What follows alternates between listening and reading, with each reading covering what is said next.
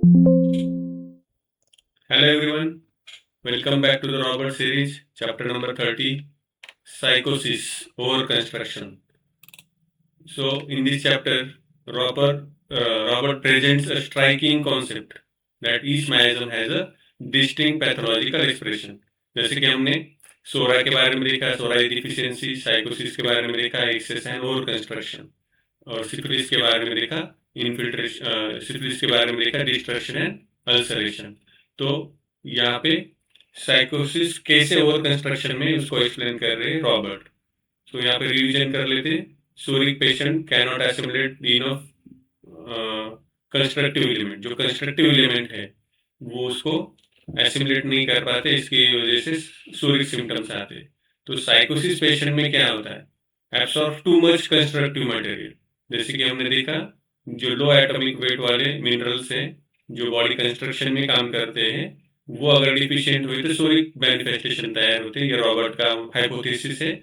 और साइकोसिस के बारे में क्या हाइपोथेसिस है कि अगर इसका ओवर एब्सॉर्प्शन हो जाए तो वहाँ पे ओवर ग्रोथ होती है, इन्फिल्ट्रेशन होता है, tumours, bots, fibroids, malignancy with hypertrophy develop होता है. So this is the basic concept, basic hypothesis of the Robert कि deficiency of the minerals or the element which are constructive for the body leads to the sora, and excess or the over assimilation or absorption of these elements leads to the psychotic tendency. Over construction and nutrition. Nature supplies construction through the abundantly sun, air, food. Normal body uses only what is required. Robert यहाँ पे कहते हैं कि जो natural जो constructive agents है, जैसे कि सन है, एयर है, फूड है, ये नेचुरली अबंडेंस में अवेलेबल है हम लोग के आजू बाजू में. जो नॉर्मल बॉडी है वो जितना चाहिए उतना ही यूज करती है. बट साइकोटिक पेशेंट में क्या होता है, जो सीजेस एक्सेसिव अमाउंट, तो वो एक्सेसिव अमाउंट में इसको यूज करता है, इसको एब्सॉर्ब करता है, और एक्सेसिव टिश्यू कंस्ट्रक्शन होता है, और फिर यहाँ पे excessive construction of the tissues होता है. एक्सप्लेन्स व्हाई द साइकोसिस is link to the overgrowth pathologies, और इसीलिए ओवरग्रोथ पैथोलॉजी साइकोसिस में होते हैं. So according to the Robert, the psychotic patient absorb excessively, over assimilates, produces the excessive tissue growths. Thus the pathology is equal to the over construction. तो mainly क्या होता है साइकोटिक पेशेंट में? Excessive absorption होता है, over assimilation होता है, और उसकी वजह से ओवर ग्रोथ होती है. That is the over construction, and this is the main feature, main pathology of the psychotic miasm. So the psychotic pathology, Robert linked the psychosis with overgrowth, like warts, fibroids, cysts, infiltrations, then thickened tissues, tumors, and deposits. जैसे कि gout में होता है, joints में deposits जमा हो जाते हैं, आर्थराइटिस, डिफॉर्मेंस. जैसे आर्थराइटिक पेशेंट में डिफॉर्मिटीज फॉर्म होती है because of the deposits, fibrous changes. So these are the deposits. And malignancies, especially when the psychosis combine with the other miasm. जो बाकी के miasm है अगर उसके साथ psychosis जुड़ जाए तो malignant tendencies भी फॉर्म होती है. तो कॉन्ट्रास्ट विथ सोरा, सोरा के कॉन्ट्रास्ट में क्या क्या सिम्टम है? सोरा इज थिन, साइकोसिस is thick. Psora is deficient, साइकोसिस is in excess. Psora having the weak assimilation, psychosis having the over assimilation. Psora is under construction, साइकोसिस इज ओवर कंस्ट्रक्शन. जैसे कि हम लोग देखते हैं डे टू डे हम लोग के आजू बाजू में जो सोरिक पेशेंट है वो ज्यादा खाते हैं फिर भी वो एसिमुलेट नहीं करते, वो फिर भी लीन थीन होते हैं बहुत सारे पेशेंट. और हम लोग बोलते हैं, अगर जो फैट पेशेंट है वो बोलते हैं कि मेरा डाइट जो है इससे हाफ ही है या 25% ही है as compared to the other जो थीन है उसके, लेकिन फिर भी मैं इतना एक्सेसिव फैट क्यों हो रहा हूँ? So this is because of the psychotic tendency. यहाँ पे आप थोड़ा सा भी खाए तो भी ओवर एसिमुलेशन होता है, ओवर कंस्ट्रक्शन होता है. So this is the basic differentiation of the SORA and psychosis. So the remedy theory, Robert compares the miasm, chemistry, atomic weight and remedy group. So यहाँ पर भी रॉबर्ट उनका hypothesis जो है वो कोरिलेट करते हैं कि जो माइजम है उसको कंपेयर कर रहे केमिस्ट्री, एटॉमिक वेट और रेमेडी ग्रुप्स के साथ. So he tries to correlate remedies action with the body chemistry. So body chemistry में के साथ वो रेमेडीज के एक्शन को यहाँ पे एंटीसाइकोटिक रेमेडीज के साथ कंपेयर करते हैं. He lists many remedies linked with infiltration, thickening और hair growth. जिन रेमेडीज में ये फीचर्स है इन्फिल्ट्रेशन का, थिकनिंग का और hair growth का, वो उसको एंटीसाइकोटिक रेमेडीज के साथ लिंक कर रहे हैं, साइकोसिस के साथ लिंक कर रहे हैं. For example thuja warts and hair growth, तो थुजा को एंटीसाइकोटिक रेमेडी कहा है. Kali bichromicum having the thick mucus which is again the feature of the psychosis. So kalyvachromium is also the antipsychotic remedy. Same like natrum sulf, psychotic constitutions, medorinum, deep psychosis, fluoric acid, destructive and overgrowth, kaliiodum, glandular infiltration. So these are the features which are showing the psychotic tendencies. So these remedies are called as the antipsychotic remedies. So important observation क्या है Robert का? Antipsychotic remedy जो है often contains double salt. हाँ, this is the very important part of this chapter कि Robert का क्या कहना है कि जो एंटीसाइकोटिक रेमेडीज है उसमें ज्यादातर डबल सॉल्ट्स होते हैं. For example chlorine compounds and mineral combinations. Chlorine compounds में जैसे कि नाइट्रमोर, कालीमोर, अमोनियमोर, सो जिसके साथ में क्लोरीन है वो कंपाउंड्स, और मिनरल कॉम्बिनेशन जो मिनरल्स बॉडी में कंस्ट्रक्शन का काम करते हैं उसका जो कॉम्बिनेशन में आता है.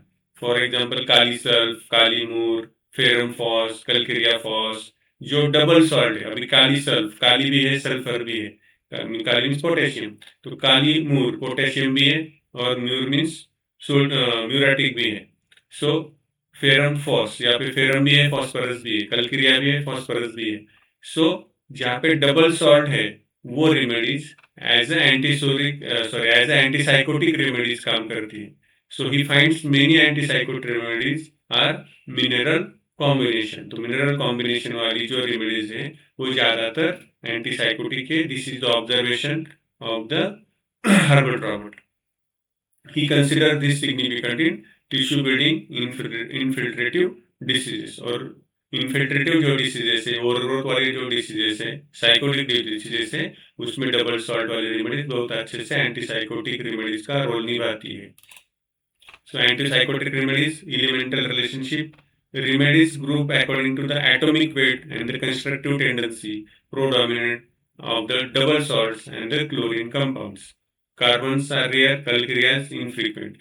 So remedies often from the lower constructive element but linked with the chlorine. So यहाँ पे एक ऑब्जर्वेशन क्या है रॉबर्ट का, जो लोअर कंस्ट्रक्टिव एलिमेंट है और जो लिंक विद द क्लोरीन है, उन्होंने यहाँ पे एग्जांपल दे देखो अमोनियम मूर, ऑरमूर, बराइटामूर, सो नाइट्रमूर, कालीमूर. तो जहाँ पे क्लोरीन एलिमेंट ज्यादा यहाँ पे लिंक है, सो वो रेमेडीज ज्यादातर एंटीसाइकोटिक रेमेडीज के रूप में यहाँ पे ऑब्जर्वेशन रॉबर्ट ने किया है. सो कुछ लिस्ट दिया है यहाँ पे एंटीसाइकोटिक रेमेडीज का, और उन्होंने क्या ऑब्जर्व किया है कि कैली ग्रुप जो है वो डोमिनेट करता है एक्सेप्ट कालिकार्ब. काली ग्रुप के जो अदर रेमेडीज है कालिकार्ब के सिवा वो ज्यादातर एंटीसाइकोटिक रेमेडीज है, और chlorine compound recur most frequently. और जहाँ पे क्लोरीन है, जिन रेमेडीज के साथ क्लोरीन को जोड़ा गया है वो रेमेडीज भी एज ए एंटीसाइकोटिक रेमेडीज बहुत अच्छा काम करती है. Milk study. उन्होंने मिल्क के स्टडी के बारे में यहाँ पे रेफरेंस दिया है, स्पेक्ट्रोग्राफिक जो फाइंडिंग है मिल्क के बारे में. So milk element is trace element in the milk. जो मिल्क में क्या क्या एलिमेंट फाइंड आउट होते हैं वो स्पेक्ट्रोग्राफ में दिखते हैं. Barium, boron, lithium, rubidium, strontium, titanium, zinc, aluminium, chromium, lead, silicon, tin, vanadium and manganese. These are few compounds, few elements which are found in the milk. तो इससे क्या suggest करना चाहते हैं Robert? Robert suggest the higher atomic weight elements may play nutritional role. कि higher, अभी इसमें से वैनेडियम जो है, लीड जो है, ये हायर एटॉमिक वेट वाले मिनरल से एलिमेंट्स है, लेकिन वो फिर भी मिल्क में प्रेजेंट है. मिल्क में प्रेजेंट है मीन्स वो बॉडी में प्रेजेंट है. तो यहाँ पे वो सजेस्ट करना चाहते हैं कि हायर एटॉमिक वेट वाले जो एलिमेंट्स है उनका भी न्यूट्रिशनल में रोल हो सकता है. So this raises the question in साइकोसिस link to the hidden constructive role of the higher elements. तो यहाँ पे एक क्वेश्चन उनके हाइपोथेसिस में आता है कि ये जो हायर एटॉमिक वाले जो एलिमेंट्स हैं उनका कुछ रोल है क्या, ये जो ओवर कंस्ट्रक्शन है या हिडन कंस्ट्रक्शन है, जो साइकोसिस का ओवर कंस्ट्रक्शन है, उसमें इसका कुछ रोल है क्या, ये क्वेश्चंस उन्होंने फॉर्म किया है। So clinical picture of the साइकोसिस, जैसे कि हमने देखा साइकोसिस को रिलेट किया है रॉबर्ट ने टू द ओवरग्रोथ। सो यहाँ पे टिश्यू टेंडेंसीज क्या होगी, थिकनिंग ऑफ द सेल होगा, इन्फिल्ट्रेशन होगा, फाइब्रस ग्रोथ होगा, इडियोमेटस कंडीशन, ओबेसिटी एंड कंजेशन। और फंक्शनल टेंडेंसीज में catarrhal conditions, rheumatism, glandular enlargement, and chronic inflammations. These are the classic clinical picture of the psychotic miasm. So यहाँ पे important philosophical point क्या है, हाँ यहाँ पे सबसे important रॉबर्ट खुद एडमिट कर दे कि this hypothesis not finally scientific proof. अब तक जो हमने पढ़ा तीनों में, सोरा, सिफिलिस और साइकोसिस में, जैसे कि सोरा का उन्होंने लिंक किया डिफिशियंसी से, साइकोसिस को लिंक किया ओवर ग्रोथ से, और सिफिलिस को लिंक किया हायर एटॉमिक जो एलिमेंट्स है उसके साथ, डिस्ट्रक्शन के साथ। लेकिन वो खुद यहाँ पे एडमिट करते हैं कि these are the hypothesis not final scientific proof, कि यहाँ पे कोई डायरेक्टली साइंटिफिक प्रूफ उनके पास नहीं है, एक महज एक हाइपोथेसिस है। But he attempts a logical biochemical explanation of the miasm. लेकिन एक लॉजिकल बायोकेमिकल एक्सप्लेनेशन रॉबर्ट ने यहाँ पे देने की कोशिश की है, और उनका कहना है कि study still in the early stage, Robert call for the more research. और उनका कहना है कि और ज़्यादा रिसर्च इसमें होनी चाहिए। ये जो स्टडी है, ये जो मेरा हाइपोथेसिस है, एक अर्ली स्टेज में है, एक यहाँ पे लॉजिकल एक्सप्लेनेशन है, इसको और आगे साइंटिफिकली आप लेके जा सकते हैं।